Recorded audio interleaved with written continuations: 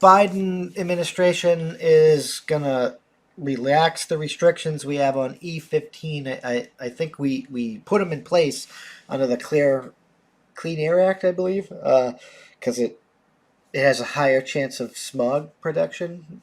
But since it uses a higher ethanol blend, we can produce the corn, the ethanol here, and if we can produce we can produce the gasoline here, which ends our dependence on foreign oil, and that can bring down gas prices and such. But everything's a double-edged sword. But this might be the temporary band-aid we need to adapt into something better. But either way, people have been arguing for this, like car enthusiasts and stuff, for decades, and now we're here. Let's check this out. This is NPR, Main Public. Biden will ease restrictions on higher ethanol fuel as inflation hits a 40-year high, which is ridiculous. 40, it's probably higher than that, but under the current metrics, it's 40 years high. Under the old metrics, it would be a 15-year high. On a day when inflation hits its highest monthly figure in 40 years, President Biden announced Tuesday that his administration will temporarily allow E15 gasoline that uses a 15% ethanol blend that is usually banned from sale from June to September, to be sold this summer, a measure intended to help ease gas prices. The president made an announcement at an ethanol plant in the small town of Melano, about 50 miles west of Des Moines, Iowa, the country's leader in the production of corn, which is vital to the biofuels. Biden said that move is not going to solve our problems, but it's going to help people, and I'm committed to doing whatever I can to help, even if it's an extra buck or two in the pockets as they fill up, to make the difference in people's lives. Well, you should have thought about that before you canceled the leases and shut down the pipelines and all the other shit that would have made this problem irrelevant. But sure, come out in the ninth hour and act like you're doing things to help. It's just like you lock everyone down and shit, right? And everybody loses their jobs and stuff like that, and then you unlock everyone down, and the jobs open back up, and people go back to work, and you're like, we created 100 fucking new million jobs. People going back to their old job is not you creating jobs, but I digress. On Tuesday, the Labor Department reported that consumer prices in March were 8.5% higher than a year ago, the sharpest increase since December 1981. Gas prices are up 48% since last year, in part because of instability in the global market after Russia's invasion on Ukraine. The White House has struggled to get inflation under control after promising that it would slow as the country emerged from the coronavirus recession. Biden put the blame for the gas prices spike on Russian President Vladimir Putin and said progress was able to be made to slow inflation. Yeah, we could have completely prevented inflation if you didn't cause inflation, but I digress again.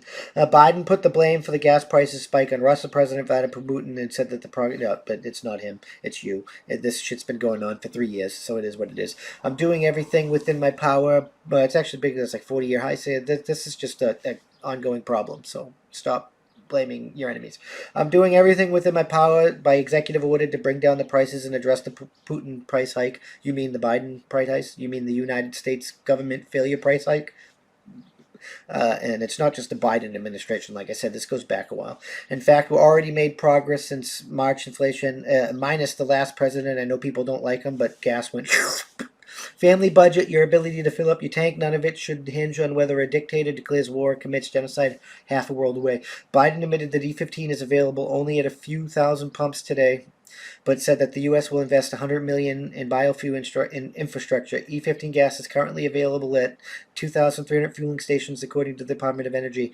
The president also said biofuels would help the aviation industry zero out its carbon use by 2050. I mean,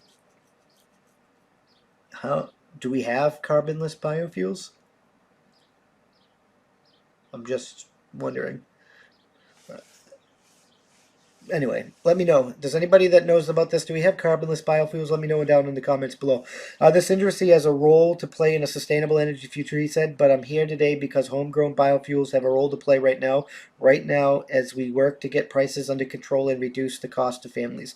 What is ethanol? Ethanol is a fuel commonly made from corn that under the 205 federal renewable fuel standard is required to be blended into billions of gallons of gasoline each year.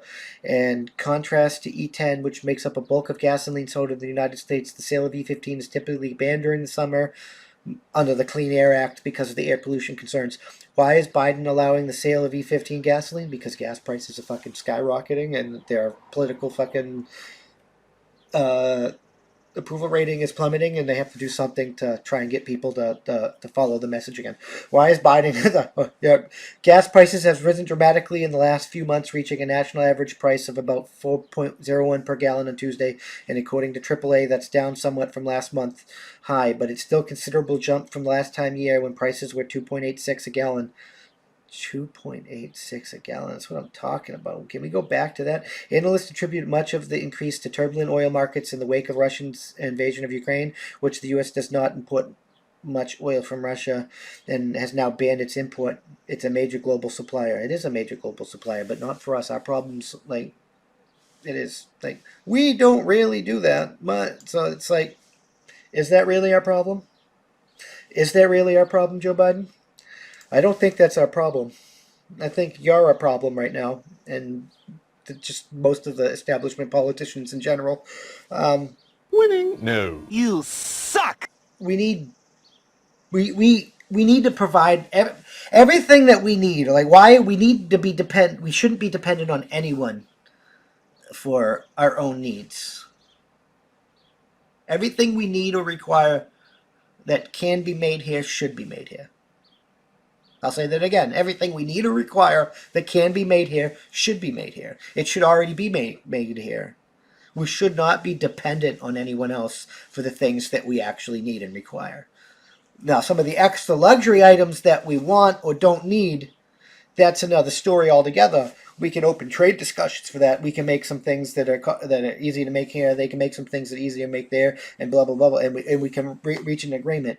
But right now, we live in like the Hunger Games, where we're producing oil here, and we're producing food here, and we're producing tea here, and any one of those systems fuck up, and we get royally fucked in the ass, and we need to unfuck that. We need to unfuck that immediately. And this is a step in that direction, but it may be too late. It may not be too late, but it definitely needs to be done. I'm just fucking saying.